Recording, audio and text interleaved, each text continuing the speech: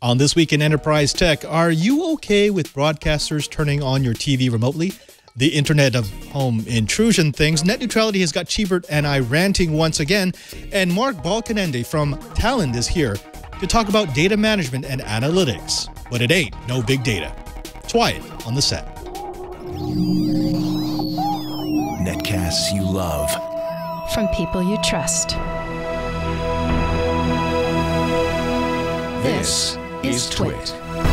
Bandwidth for This Week in Enterprise Tech is provided by CacheFly at CacheFly.com. This is Twyatt, This Week in Enterprise Tech, episode 266, recorded November 17, 2017. Talend evolves data analytics. This Week in Enterprise Tech is brought to you by Rocket Mortgage by Quicken Loans. Home plays a big role in your life. That's why Quicken Loans created Rocket Mortgage. It lets you apply simply and understand the entire mortgage process fully so that you can be confident that you're getting the right mortgage for you. Get started at rocketmortgage.com/enterprise.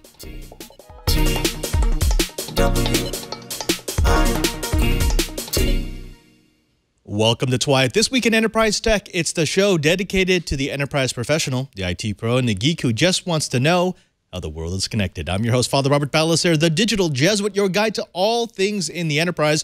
But I can't guide you by myself. I need my friends. And this week, my friend is Jess Brian Chi. That's right, the director of the Advanced Network Computing Laboratory in Honolulu, Hawaii. Cheebert, I heard you started a fire and destroyed all the fiber going to the islands? Yeah, very sad. Apparently, a homeless encampment got cold and started a bonfire and managed to cook the primary fiber optic cable landing bundle that goes under the highway. And T-Mobile went dark.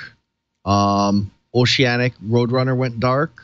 And everybody else is now scrambling like crazy to reroute through the secondary or tertiary fiber links.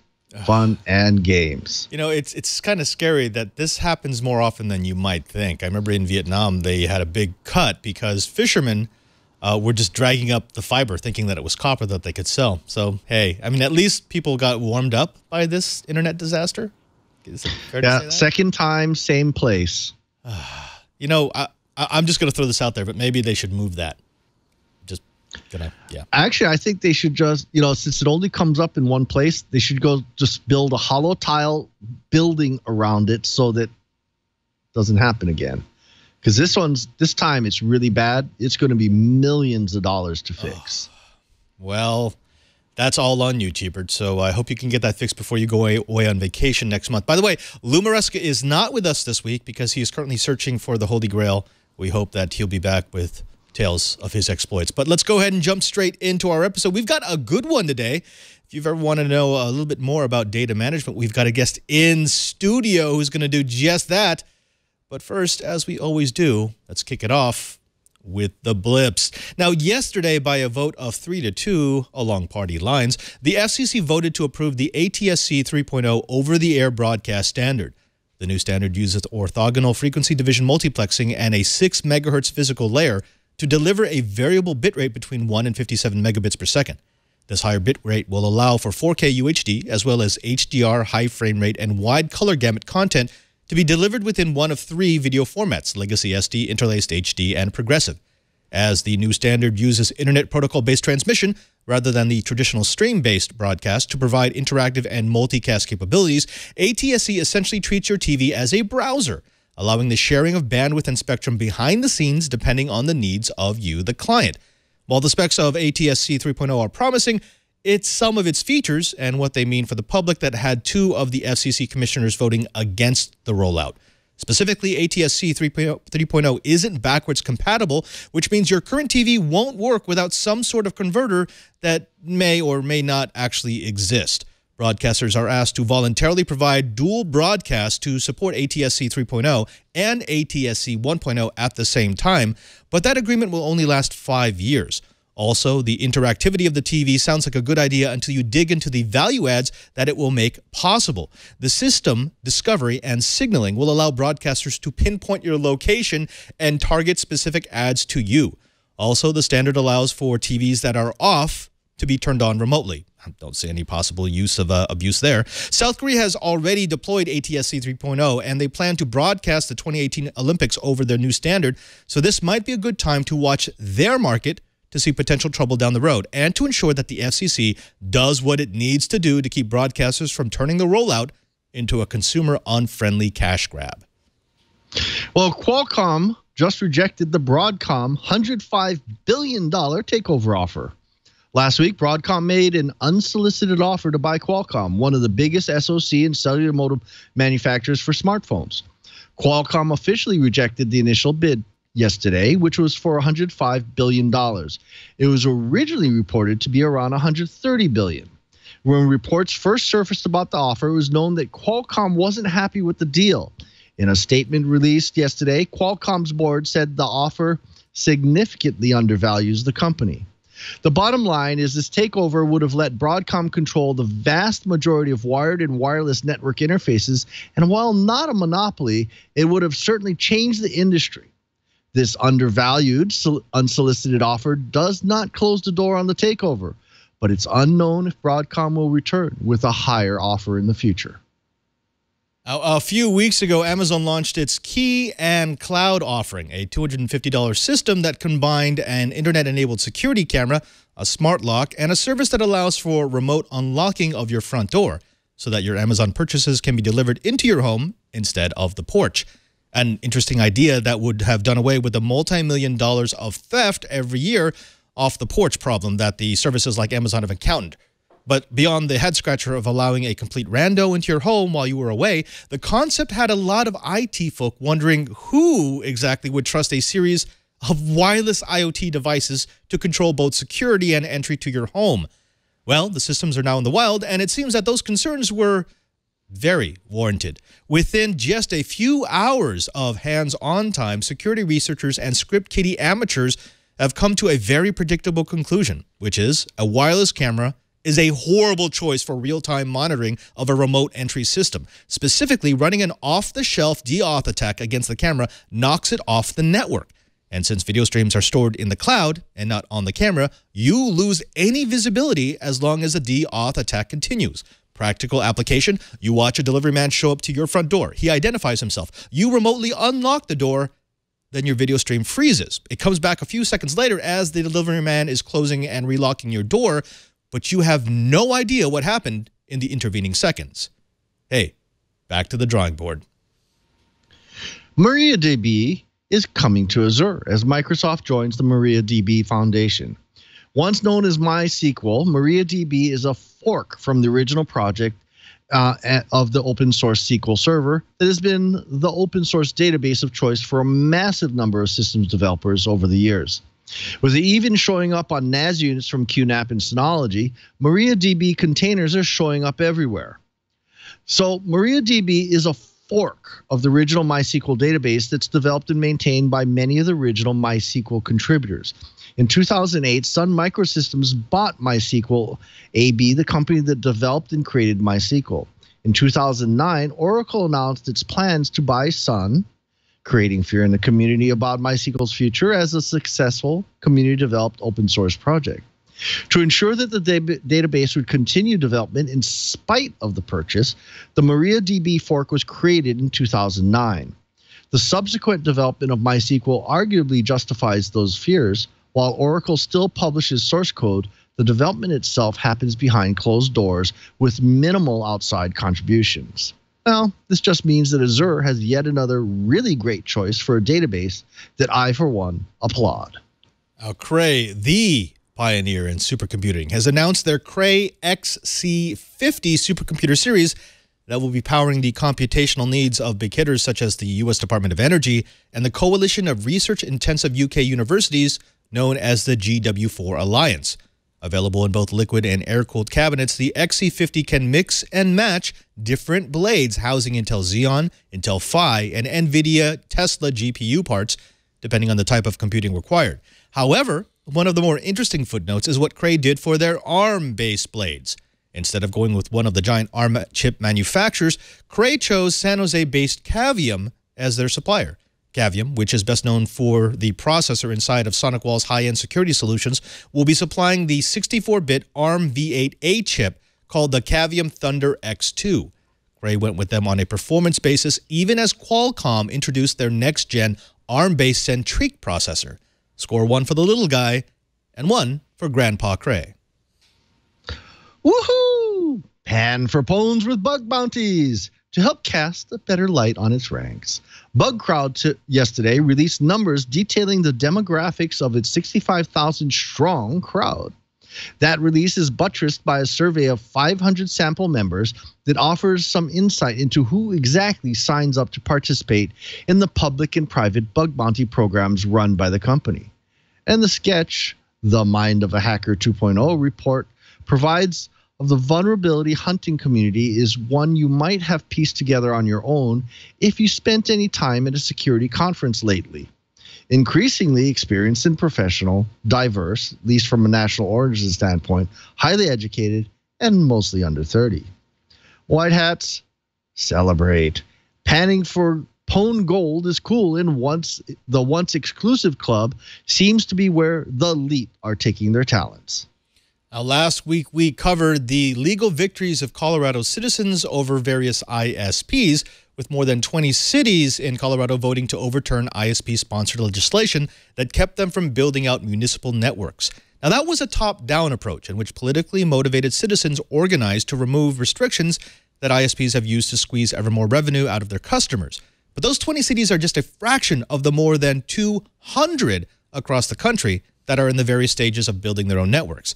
And not all of them are top-down. For example, Detroit, in a city in which 40% of the population has no access to any communications, not just broadband, and 70% of school children can't access the internet from home, the problem isn't so much that ISPs are restricting build-out as that they've long abandoned cities like Detroit that have no hope of turning a profit.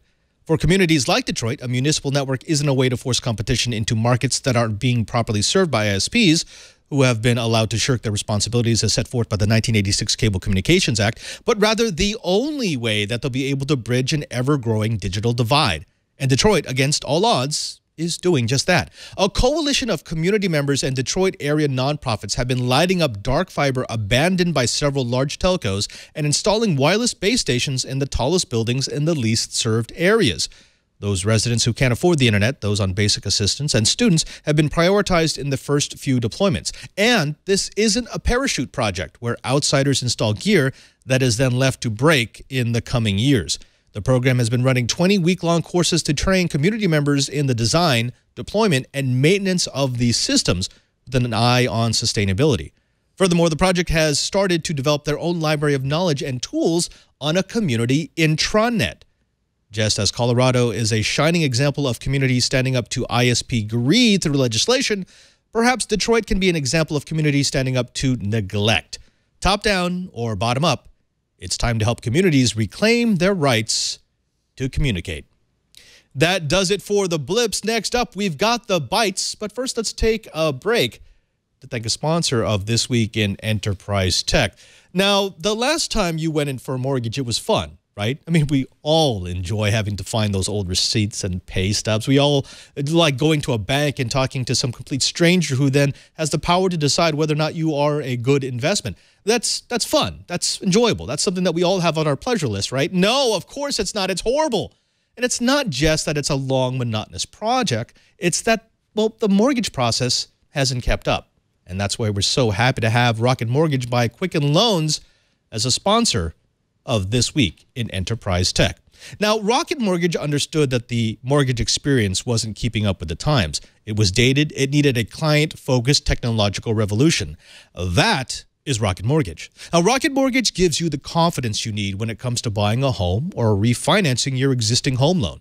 Now, it's simple. It allows you to fully understand all the details and be confident that you're getting the right mortgage for you. It's convenient. Their trusted partners allow you to share your financial information with Rocket Mortgage at the touch of a button. Forget those banker's boxes. Forget those old pay stubs. Forget those faded receipts. You just click and you're good to go. It's also powerful. Whether you're looking to buy your first home or your 10th, Rocket Mortgage is able to perform thousands of calculations in just seconds. And then with those calculations, based on your income, assets, and credit, Rocket Mortgage can analyze all of the home loan options for which you qualify and find the one that's just right for you.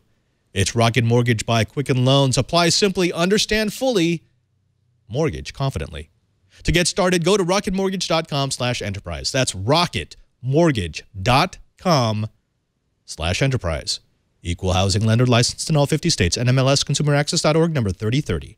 And we thank Rocket Mortgage by Quicken Loans for their support of This Week in Enterprise Tech. Let's jump into something that, I think it's going to be non-controversial, nothing that Cheebert and I have a particular stake in, nothing that we've spent a lot of blood, sweat, and tears on. Super simple topic, net neutrality. Yeah, it's our favorite. It's back. I know we've tried to delay it. We've pushed it back. We've pushed it back. We know we covered a lot, but it's back in the news because, folks, it's about to die. That's right. According to sources, in December, the start of December, the FCC is ready to nix net neutrality in its entirety. Now, we understand that over the last couple of months, they've set the ground for this. This is not a surprise. They've already gone through the reclassification of ISPs from utilities back to services, which basically means the FCC can no longer regulate them the way that they were supposed to. And we know that FCC Chairman Ajit Pai has long been a detractor of anything called remotely anything like net neutrality. He is a big proponent of the market will provide. He is a big proponent of competition will solve. And it doesn't matter how many people come forth and tell him that there is no competition in the ISP market, there is no competition in the broadband market, he will not be swayed. Well, FCC Chairman Ajit Pai will unveil his final proposal next week. It sets up a vote at the commissioner's regularly scheduled monthly meeting on December 14th, according to both Bloomberg and Reuters. Now, the FCC hasn't publicly confirmed the December vote, probably because they weren't ready to handle the first or second or third backlash.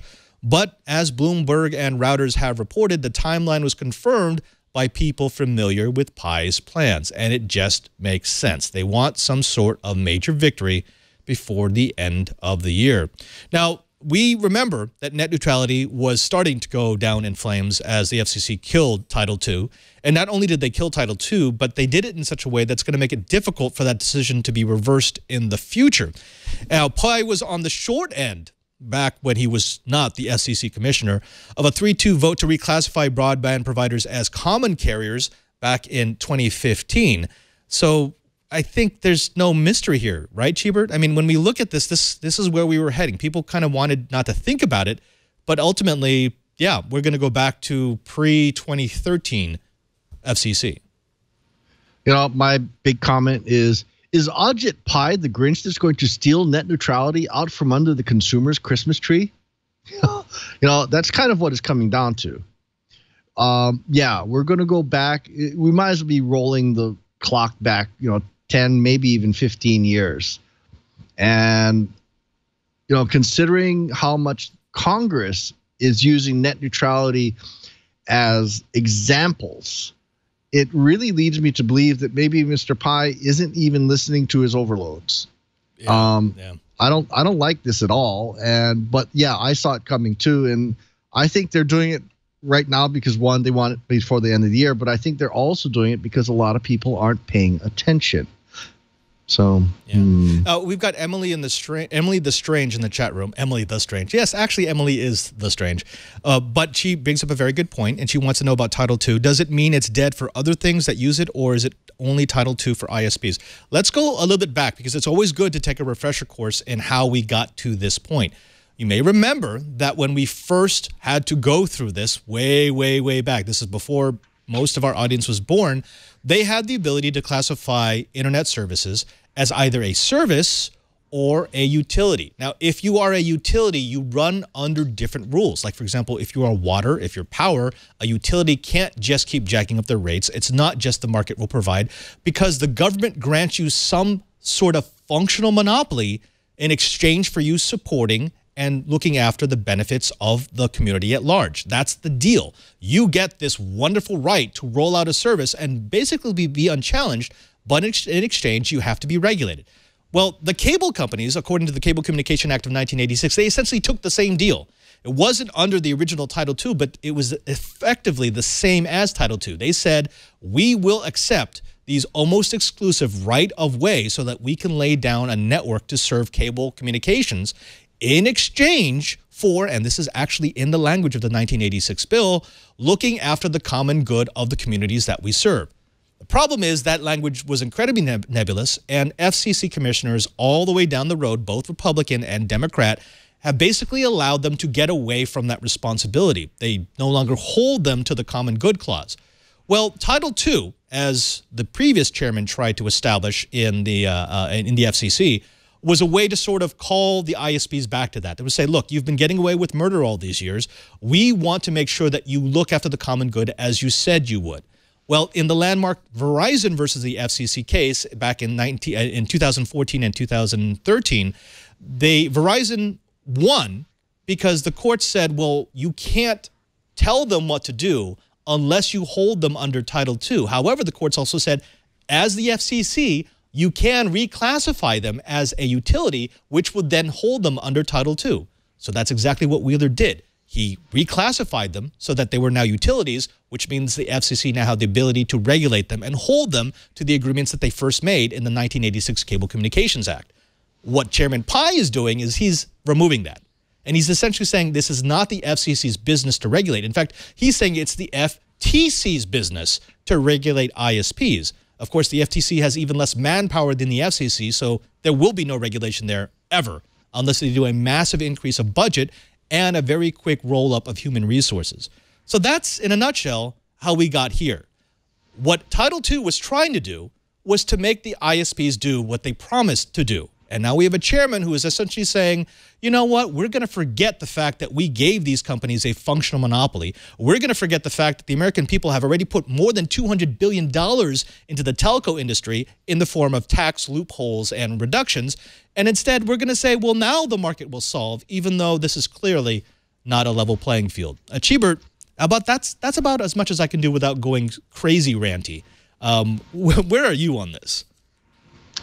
Well, I'm actually going to go and try and answer Emily the Strange's question. So I'm doing a real fast lookup. Anyway, Title II may have been back in the 1930s when it was first passed. And her question is, why did AT&T get broken up for being a monopoly then? My personal opinion, this is my personal opinion, is that AT&T was, as a monopoly, really wasn't doing anything but the absolute barest minimum. So I actually lived, obviously I lived through the breakup. And back in the day, I actually had sold lease line modems, but I actually had to be AT&T certified in order to hook them up. There was a lot of regulation, a lot of rules, not regulations, a lot of rules put on us by Ma Bell, and it strangled competition. Now, once the deregulation happened, all of a sudden, instead of having 3 or 4 modem manufacturers, all of a sudden we had hundreds. We had competition. We had amazing technical innovations. So Title II has been very, very unevenly enforced, very, very unevenly used, and it's all being driven by the FCC, mostly by the FCC chair. And this is why I'm kind of getting all hot under the collar, so to speak, that we're losing all this ground that Tom Wheeler gained for the consumer. Ajit Pai's, actions are very clearly big business. They're very clearly pro ISPs.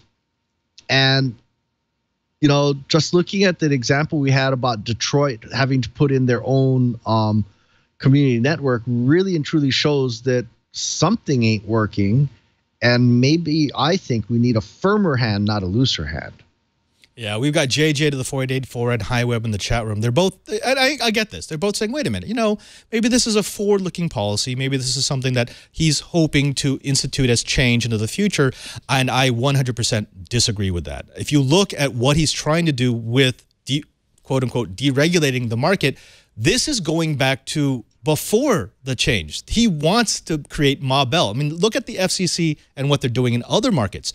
They've now just removed all the rules that prevent the conglomeration of media companies, because we all know that when you have just one or two media companies, you get bad media. You get bad news, you get bad programming. Well, the FCC has basically said, no, hands off, you can do whatever you want. That's not good for the consumer.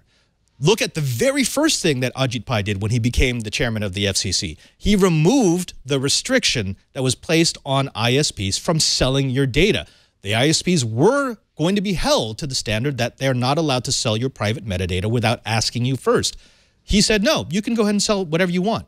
How in the world is that friendly to consumers? How in the world is that friendly to competition when you have all that data concentrated in a handful of companies? So, I mean, when you look at what the policies of the FCC are doing, this is what has me so puzzled. I understood Ajit Pai's background. I understood where he was coming from. I understood he's a laissez-faire market guy. But the policies that he's been enacting and the way that he's been running the FCC don't seem commensurate with those political leanings. I mean, just look at what happened with investment. The ISPs, when the net neutrality debate happened back in 2015 and when the policies first went into effect, they said, oh, this is going to kill investment. This is going to make it impossible for us to invest in infrastructure. You will never see new products and services from these telcos because they won't make money. Those years where we had the net neutrality regulations were the highest investment rates on history.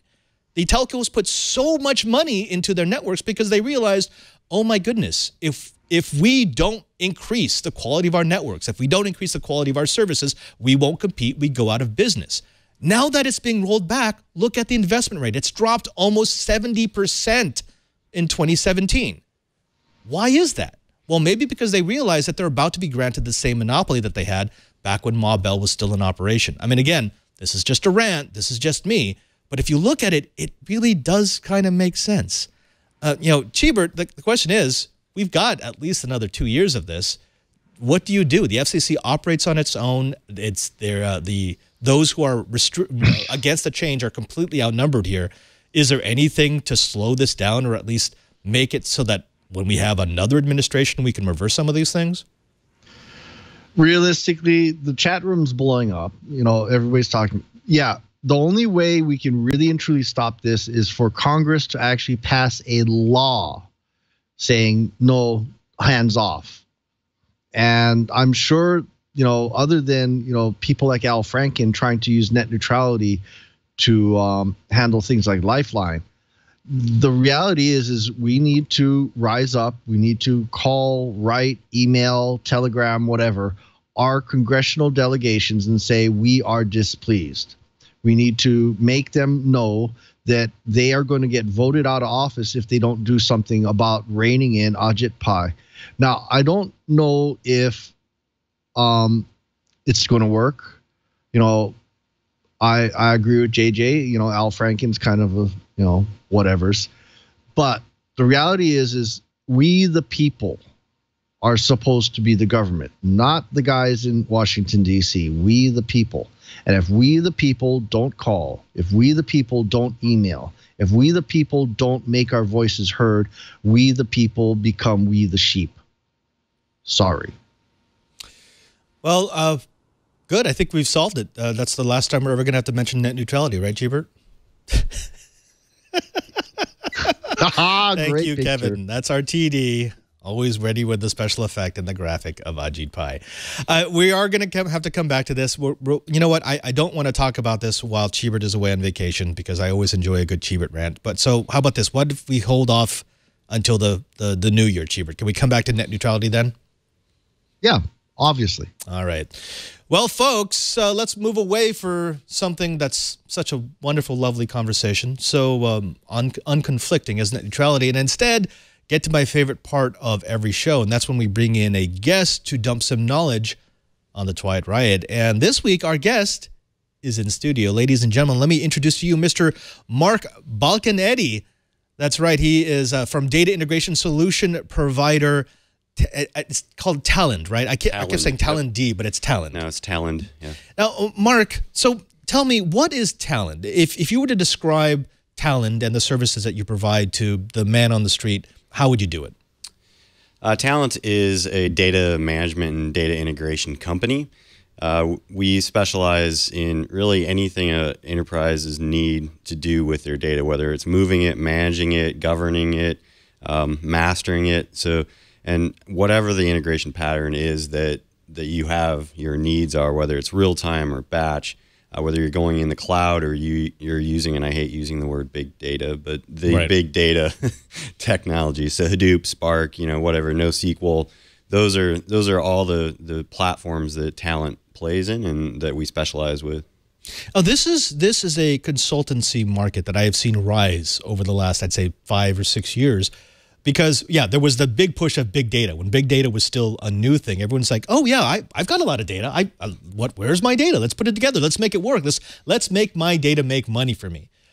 And then they started to realize, okay, I understand the theory, but the practice is very different. When I have all this data, I actually need someone who understands the tools and understands what's possible to make from the tools to actually do something useful with the data.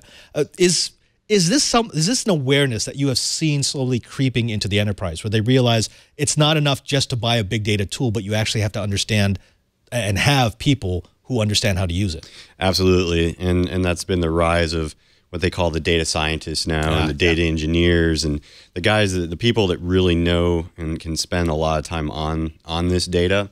Because before this, before this movement, we all focused, and I was one of them, putting all the data into enterprise data warehouses, doing the third normal form and all those fun things that you like to do in your relational databases, and having very structured systems. So, now it's putting or getting your hands on the raw data and understanding the raw data and seeing and being able to get faster value, because you're no longer working with transform data. You're working directly with the source data. Let's talk about that raw data, because before you came to Talend, you had a very interesting history. You were with Motorola, you were with Abbott Labs, you were with Walgreens, and all three of those companies have very interesting but very different data sets that come in.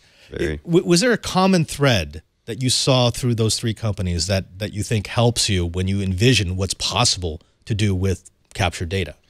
Yeah, absolutely. And again, in those companies, in my experience, I was doing master data management.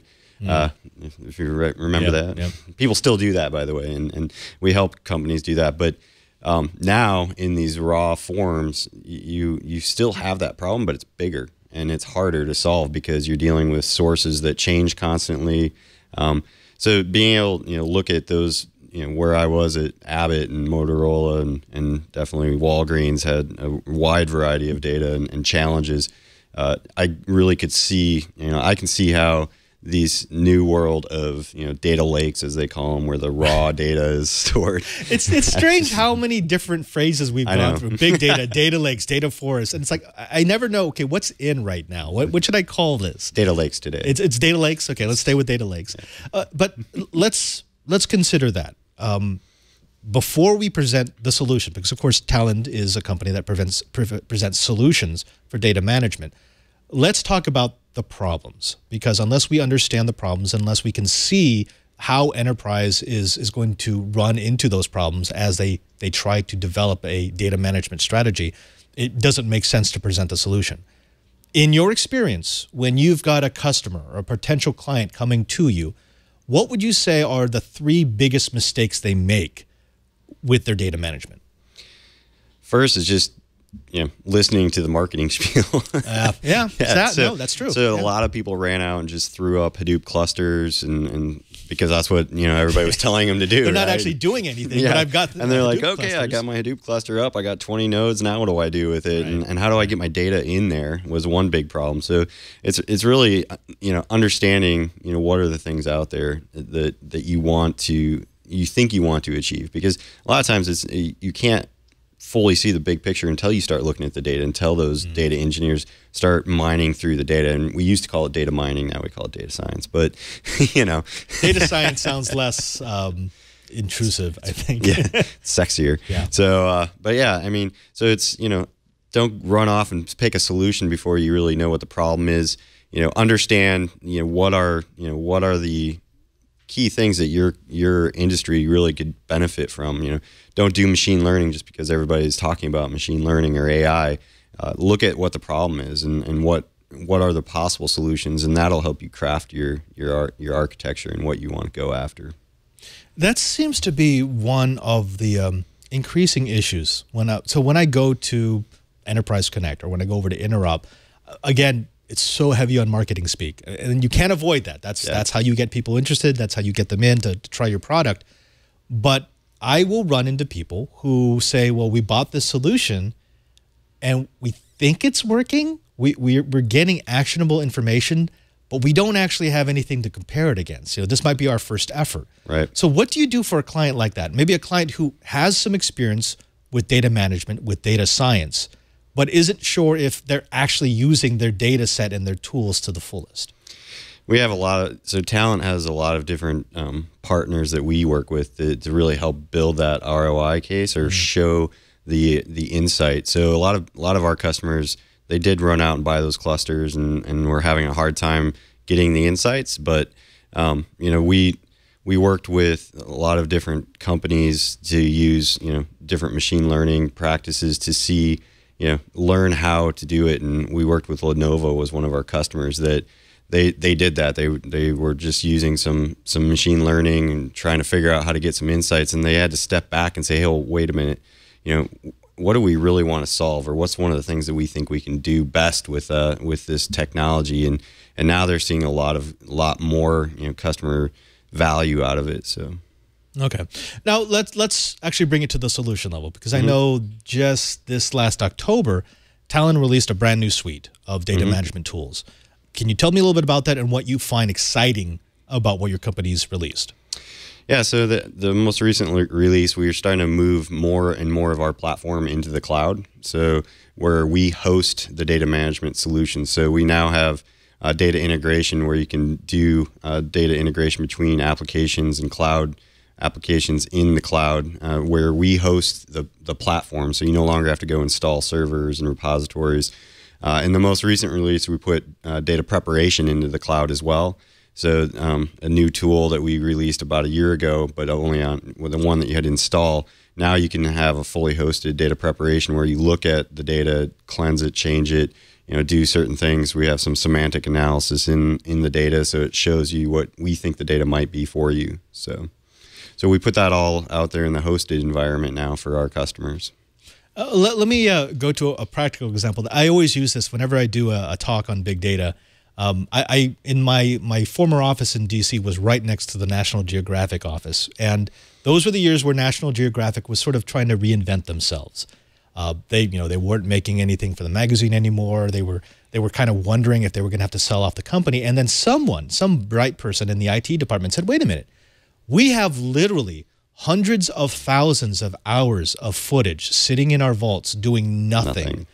And then they started cataloging it, and they said, "This is the only revenue stream we will ever need. It doesn't matter if we never take another video of the wild ever again. We can just license this and sell it." And it has completely changed the company. I mean, it's become a multi-billion-dollar company again. They look flush for the future. I'm wondering, is there an analog to the big data side? Do you ever come into a client and say, do you have any idea how much data you've collected and what you can do with it? Because I know Talend, one of your mottos is to find new revenue streams. Absolutely. So how do I do that? How do I bring you in and say, I've got a lot of data here. Is there any of it that might be useful for a new revenue stream? Yeah, definitely. So, a good example of that is we have, a large pharma, which I can't mention the name of, but they wanted to start taking advantage of a lot of the historical studies, because in the past, and I come from Abbott, this isn't our customer, but that's why I come from that background. And in the past, you could only do analysis on about 7% of the data because the systems weren't big enough, and they would take weeks and weeks to run the different algorithms against the data to determine, are these good, possible drugs or molecules to turn into drugs. So we had a customer come to us and ask us how they could take these platforms and start running new algorithms against all the data rather than, say, 7% of it. And they've started going back through historical computations and historical data now that they actually can process it faster and starting to find new drug compounds that they missed or overlooked because of their old archaic processes. So now, see, that's unique. That's interesting because my audience has long understood that, yeah, you could look at old data points. So location, identity, any little bits of metadata that you might contain for a particular record. This is the first time I've heard someone use data management in terms of previous calculations, old algorithms that you've used.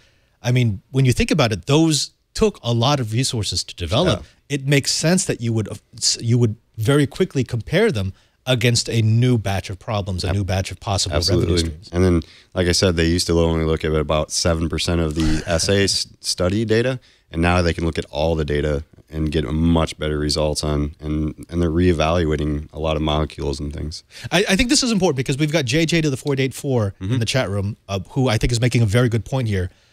We get paranoid on this network, our audience, anytime we have someone who talks about selling data, because they think, oh, well, that's invasion of privacy, right? That's my data that you're selling, which, of course, that is part of the equation. That, I mean, I'm not going to lie, but what you're pitching right now and what you're talking about and what makes this unique is this is not customer data. This is research data. Right.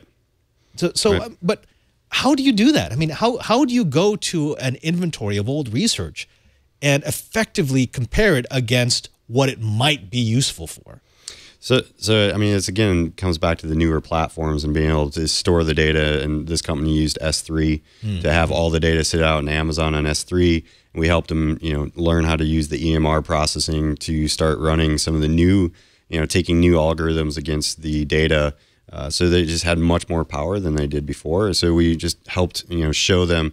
And they chose Amazon over the other ones. We try to stay neutral. We try to stay Switzerland on the different cloud providers and different distros. But once they've picked, then we help them figure out what's the best way to start processing this data quickly. So before I get back to the chat room, would Talend allow me to move between different cloud providers? Absolutely. So you're not tied. You're completely agnostic. It's wherever you store your data, we'll help you manage it. Yeah. Tuesday I did a webinar on Google, and then on Wednesday I did one on Microsoft Azure.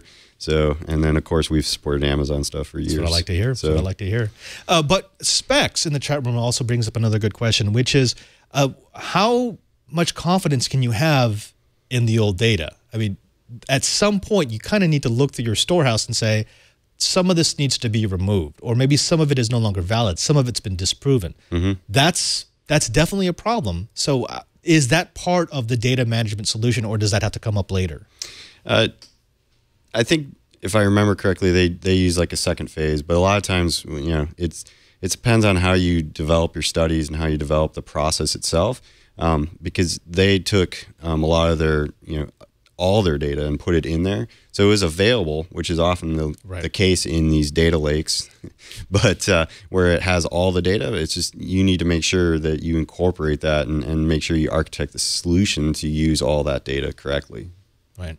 There is a syndrome. I was at a Splunk conference not too long ago, and there's a syndrome that they like to call data drowning in a data lake. And the idea is everyone loves the tools that they buy for big data. And if you've got it set up properly, the correlations that you can pull out, it's almost like childlike glee to see what comes back. However, there have been instances where enterprises have been paralyzed by the data because they've invested so much in the tools, and the tools may not be telling them what they want it to say, that it kills a decision that should be made. Do you plan for that? Do you offer consultancy for that? Because, I mean, every enterprise that ever uses big data is going to come to a point where the big data tells them to do the exact opposite of what all their strategists are telling them.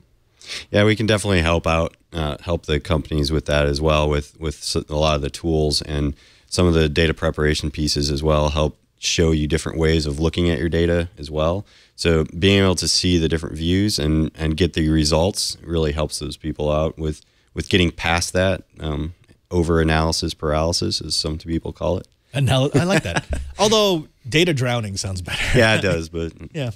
That sounds new. Analysis paralysis is the old what we used to call it when we couldn't get past it and make a decision on anything whatsoever. So.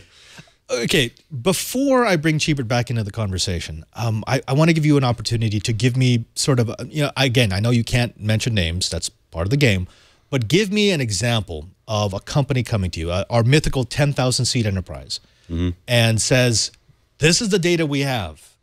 What do we do with it? So this is sort of a carte blanche. what would Talend be able to do? What would be the steps that you would take to make sure that I'm actually getting some return on this investment? So we had one in the UK come to us. It's one of the largest home improvement companies in the UK that really did that with it, and it came to us, and they had a problem where they literally have people out in trucks looking or quoting customers on new bricks for their driveway or tiles, and they wanted to find the exact picture. And they have this whole huge database already of every brick that they could purchase or make or whatever. And so they're using a combination of some machine learning as well as TensorFlow to actually identify the exact color and brick that's in their vast variety of things. So the guy that's out in the dump trucks and out and quoting things on the construction site is using his phone to take a picture, and it's sending it back to their environment using those machine learning and the TensorFlow to identify the closest. And almost every time they get a 100% match, it's just amazing the stats that they're getting back from it. So they looked at all this data that they had and using some of those technologies to come back and give you some good results. So, sorry, I just have to. I chuckled because our chat room has always, as always, when happens when we are talking about big data, is wondering about the NSA coming to Talend and saying, "Hey, we've got this building out in the middle of Nevada. We're wondering Not yet. a bunch of data you could use." No, not yet. That's different. That's different. Not that I know of. Right, so of course. I haven't Naturally. been involved in that. Naturally. So, luckily. But see, that's the part of the process that fascinates me, because there does seem to be a little bit of a mini feedback loop, and I mean this in a good way, in the sense of when a customer comes to you with a potential problem, that guides what data points you're going to pull out of their data lake, and then that in turn will guide what sort of things they're going to do to correct the problem that put it in line with the data being analyzed. So what kind of time frame am I looking at? I mean, if again, let's use that same mythical customer in the UK to get something that's useful. What kind of a deployment time am I looking at, and then what kind of a maintenance time am I looking at to make sure that I can change my business practices to more fully take advantage of that analysis? So the nice thing about Talend is we sit on top of a lot of the Hadoop distros and allow you to work directly within the different platforms. So it makes it a lot easier and faster. We can install the agents needed to run on the master nodes very quickly. So we interact with Yarn so that you can run on Spark, for example, directly with Spark. And so that allows us to be much quicker. You don't have to go install stuff on all your nodes and worry about different programming languages and things like that. It works natively with this. So you could have, we can typically, we can even show things within a proof of concept, the POCs, within a week or two of real value. As long as the environments are there and ready, you have the data, we can sit right on top of that process and jump in and start using our tools to help you understand it immediately. I'm going to ask you about any nightmare data scenarios you might have walked into, because I can't think that there's never been a client coming to Talend where they go, "Here's our big data," and you just sort of look at it and go, "Oh my gosh, yes, what a mess." But before we get to that, I do want to bring in my co-host, Cheebert. You've got a specific use for any data management / big data / data lake / data forest tools in academia. What's unique about academia? Well, our problem is we've got decades and decades of data. Literally, we don't have a data lake. We have a data ocean. And the problem with scientists is they're not very good at cross-pollination. They will be collegial, they will share data, but there has been lots and lots of people talking about, well, we need to have it, the geology, the geophysics, the oceanography, the physical, all this kind of data that gives us descriptions, in our case, in the Pacific Basin. So with this data ocean that we've got, planning is a really, really, really big deal. You have to ask the right questions. You have to have the background in order to do things. Absolutely. So here's the question. From a researcher standpoint, and also from a student standpoint that wants to get into this game, what kinds of things would you recommend for someone to be better prepared to be the so-called data lifeguard? I think it comes back to a very similar thing as years ago when I was only 5 years ago that I joined Talend, or 6 years ago, but while I was still in the industry myself, it's understanding the end result before you get started. So many people they see a new technology or a new programming language. Something comes out that's flashy and they want to try it out, and they start applying it to your ocean of data. And before they realize, what am I trying to do, or what is the answer that we're trying to get to, and that's nothing new. That's something that developers and engineers and data scientists, whatever you want to call them, it's always been a problem.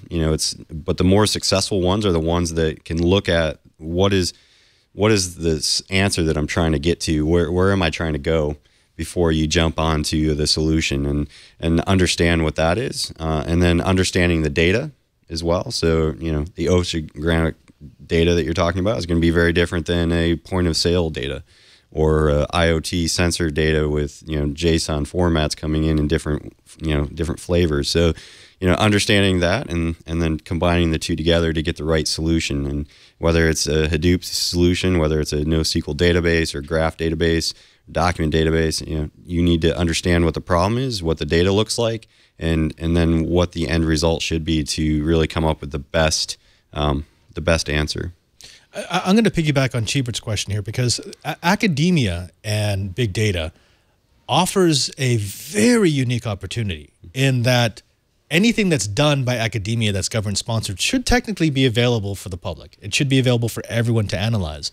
But as Cheebert has mentioned, a lot of times those scientists aren't good at sharing. They silo their own data. And their data isn't always in a format that really, offers itself to be shared with a tool. If Talend could go into one of the academic conferences and say, this is how you should format your data, this is what would make it most shareable, this is what would make it easiest to compare against other data sets for future analysis, what would be the ideal? That's a good question. I haven't really thought about that.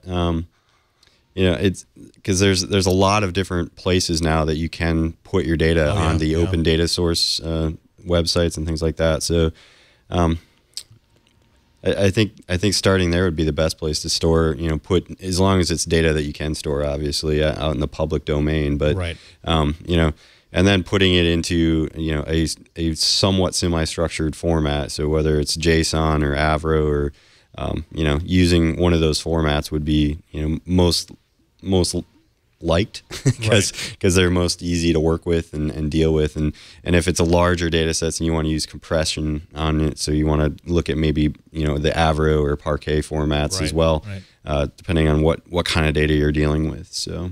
I just bring that up because we've got the future of data science in our audience, and they may not have access to data sets that are owned by large corporations. I mean, that's all proprietary data. They paid for it. They're going to keep it, but they should have access to research that's being done with their tax dollars. That's being done in their name. And I could see just like in your example of going through all the old data and finding new solutions. It would be amazing if the future generation of data scientists had access to all the research that has been done in this country that's public, because, I mean, all it takes is one or two innovative data scientists to take old data and turn it into something that is absolutely amazing. There was I can't remember who did it. There was a data scientist who did a talk, and her conclusion was some of the answers to some of the most interesting problems we have are probably already there. We are constantly redoing experiments because we're not very good at seeing beyond our experiment. So that's why she was so excited about the future of data science, because it's not just my research, it's how my research can build on research from the last 300 years. And I think on top of that, to build on top of that, it's also the readily available access not only to the data, but now to, with Spark and machine learning, the Spark libraries for all the machine learning libraries that they have put out there, it's become even more readily accessible to the more average person. Before, it was the guy in the basement that had the special tools and knew the algorithms and how to make it all work against the data. Now, the average data person like myself can easily access this and start applying that to new data, old data sets, new data sets, and start seeing, trying different things that maybe the people before never did. So just like the pharma company, going back and looking at all the test essays and things like that and rediscovering new possibilities with old molecules. So. All right. We do have a little bit of time left, and I want to give it to you because I've enjoyed this conversation, but I want to make sure that you get out there what Talend can do. You've already given us a semi-white paper case. Is there another one that you can give us that can really drive home how a consultancy like yours can change a business entirely? So a good one is Travis Perkins in the UK. Is another it's another construction company that we work with, but they've taken their data set and with our help gone against a lot of their customer data and has reprocessed their customer interaction platform, they called it, that really drove more business for them by almost 300% by having discovering how customers interact with them and all the different touch points using the larger data set than before. So they're taking all the different channels, you call it, so whether it's the web or social media or call center information, and really tying that all together and being able to see better patterns and knew how to better interact with their customers from new and old. And it literally increased their profits and revenue by 300%. So it was a huge success story for us. Not bad. Yeah, 300%. I think I'll take that. Yeah. But for me, what fascinates me about the coming of data science is there's something for everyone in the C-suite. The CIO can look at this and say, I get great new tools and great new hardware for me to do something in my department. The CFO is going to look at this and say, oh, you're going to take something that we already have and you're going to reuse it. That's great. I love that. That's good financial policy. The CEO is going to say 300% increase. Yeah, I'll take that. Yeah. Easy sale. It really should be an easy sale. A lot of times it can be, yeah. Especially if you can prove that. So that sometimes is the hardest part, though. So Mark, I want to give you one last bit because we are out of time, unfortunately. But if you could offer a little bit of advice for any IT folk out there, be them the IT grunt who is just making sure that the systems stay up, all the way up to the CIO, what would be the parting bits of wisdom that you would want to offer if they are starting to look at leveraging their old data? I think you have to go and really start looking at the technologies that are becoming more available every day out there, whether it's machine learning or now the AI, artificial intelligence is becoming more and more popular. But machine learning is now being applied in more and more cases and providing more and more benefits to companies with their existing data and even new data. So it's really, make sure that you understand or learn what those are, because I once had not too long ago, I got certified in Data Vault methodology. It's a new way of doing your data, enterprise data warehousing and in the data lakes.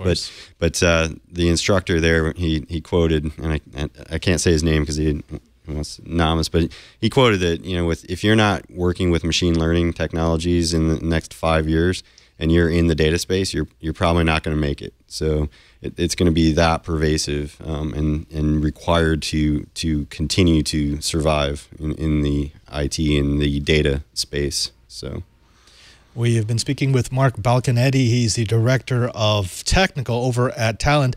I want to thank you so very much for being with us, for sharing your overview of big data, of data management, of data lakes, and for telling us a little bit about Talend. If you could, please tell our audience where they can find you, where they can find your work, where they can find your blogs, and most definitely where they can find Talend. Yeah, so you can find me on Twitter at Mark Balk, and I have a fun series on craft beer and data that and extreme cycling, I've heard. Yeah, I like to mountain bike a lot, so do some crazy things, maybe Leadville next year. And you can find Talend at www.talent.com, and you can find all of our solutions and products out there. We have a couple of electric mountain bikes that we're testing here in the studio. Oh, electric? That's not actually fun. Mark Balcanetti, thank you very much for being on This Week in Enterprise. Thank you very much. Folks, you've done it again. You've used up another hour listening to the best dang enterprise podcast in the universe. That's according to 9 out of 10 data lakes. I want to thank everyone who makes this show possible, of course, to our guest, Mark, and to my co-host, Mr. Brian Chi, who has braved the fires of Tartarus, or at least the fires of fiber, to be here on the show. Cheebert, can you tell the folks where they can find you before you disappear for 6 weeks? Well, I am ADVNETLAB at Twitter. I'm also Cheebert at twit.tv. And please write to me. I'd love to see show suggestions. JJ, yes, your friend Noah is scheduled for the 22nd. Anyway, as a closing mark for Mark, data scientists in general aren't real good at, a lot of the geophysicists and oceanographers I start working with have only just started learning how to spell big data. So my suggestion to you is look up the American Geophysical Union. It's a conference at Moscone Center in San Francisco in, I think, the new year. I would love to see Talend do a presentation there.